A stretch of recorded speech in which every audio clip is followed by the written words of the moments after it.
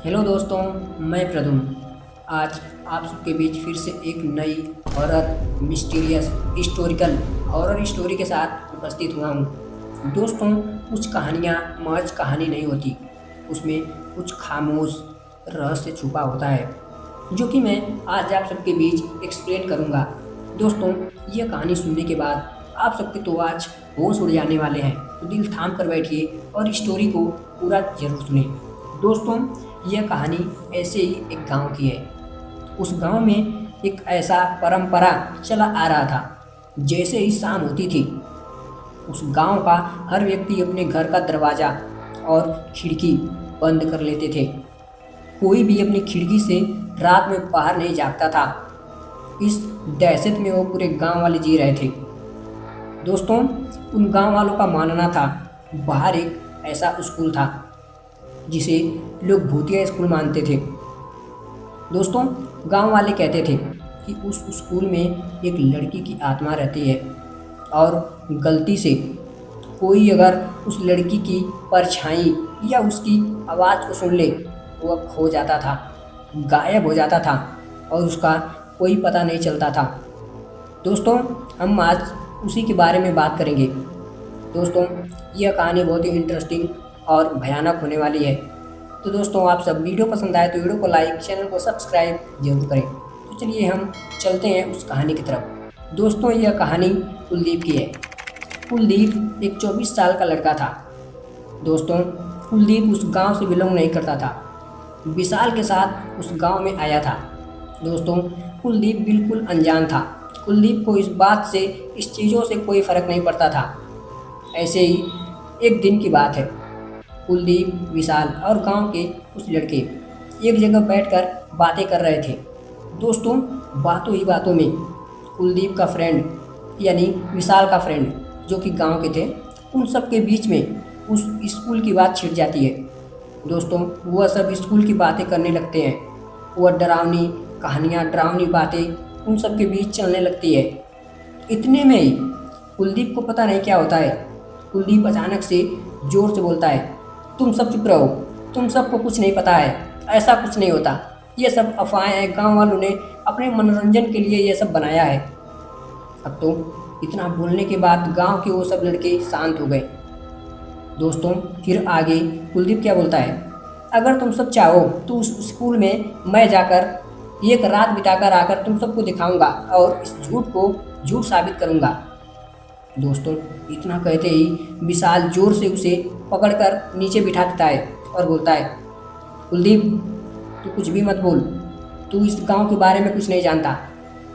अब इतना कहते ही कुलदीप एकदम उछलने लगता है, भावुक हो जाता है और उस विशाल से बोलता है, विशाल, अब तू मुझे रोक नहीं पाएगा, मैं तुझे उस स्कूल में जाकर दिखाऊंगा। दोस्तों, उसके बाद क्या, कुलदीप उसी रात को उस स्कूल के लिए निकल जाता है। दोस्तों, बाहर मौसम पूरा भयानक था। हल्की हल्की ठंडे मौसम में बारिश हो रही थी। कुलदीप सभी को चीरते हुए उस स्कूल के मेन गेट तक पहुंच जाता है। दोस्तों, जैसे ही कुलदीप अपना पहला पैर उस स्कूल के अंदर रखता है, जैसे ही वह दरवाज़ा खोलता है, एक चरचराहट की आवाज़ से वह जंग भरा दरवाज़ा खुलता है। दोस्तों, कुलदीप अंदर जाता है। अंदर जाने के बाद कुलदीप इधर उधर देखने लगता है और उसे कुछ दिखाई नहीं देता है। कुलदीप पूरे स्कूल में घूमने लगता है। उतने में ही कुलदीप को कुछ आवाज़ें आती है, जैसे कि किसी लड़की की रोने की आवाज़ थी। पहले तो कुलदीप डर जाता है, यह किसकी आवाज़ है। कुलदीप इधर उधर देखने लगता है और वहाँ पे उसे कुछ दिखाई नहीं देता है। तभी कुलदीप की नज़र एक कोने में जाती है। तभी कुलदीप क्या देखता है, कोने में एक लड़की जो वाइट फ्रॉक पहने बैठी हुई थी। अब कुलदीप उसके थोड़े से नज़दीक जाता है। नज़दीक जाने के बाद कुलदीप उससे बोलता है, कौन हो तुम और इस स्कूल में क्या कर रही हो, वो भी इतनी रात को। तभी वह लड़की धीमी आवाज़ में बोलती है, मुझे अपने घर जाना है। कुलदीप थोड़ा सहम सा गया, उसे तरस आ गया उस लड़की पर। तभी वह कुलदीप उससे बोलता है, उससे पूछता है कि चलो मैं तुम्हें तुम्हारे घर तक छोड़ूंगा, कहाँ है तुम्हारा घर।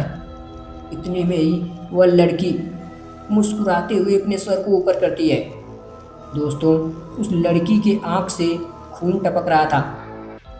वह धीरे धीरे मुस्कुरा रही थी। इसके बाद तो अब कुलदीप की हालत खराब हो गई। कुलदीप एकदम से घबरा गया। अब कुलदीप भागना चाह रहा था, पर मानो जैसे उस स्कूल में, उस जगह में जहाँ पे कुलदीप खड़ा था, उसके पैर जम चुके थे। वह हिल भी नहीं पा रहा था। इसके बाद क्या होता है दोस्तों, अब कुलदीप की सिट्टी पिट्टी गोल हो गई थी। वह इस झूठ को अपनी आंखों से देख रहा था जो वो समझ रहा था। तभी वह लड़की हवा में उड़ने लगती है। सभी जहाँ पे कुलदीप खड़ा था उसके आसपास की खिड़की, दरवाजे और अचानक तूफान, सब कुछ तहस नहस होने लगता है। सामने से लड़की गायब होकर हवा में उड़ने लगती है। अब कुलदीप भागने की, अपनी जान बचाने की मदद मांग रहा था, और वो लड़की सामने से हंसते हुए बोल रही थी, अब हम और तुम इसी जगह एक साथ रहेंगे। अब तो कुलदीप बेचारा फंस चुका था। उसे बचाने वाला कोई नहीं था, उसकी चीखें सुनने वाला कोई नहीं था। दोस्तों, तभी अचानक वहाँ का माहौल एकदम शांत हो जाता है। दोस्तों, अगली सुबह को अब विशाल उसे खोजने के लिए बाहर आता है। पूरे गांव में खोज लेता है और उसे कुलदीप कहीं दिखाई नहीं देता है।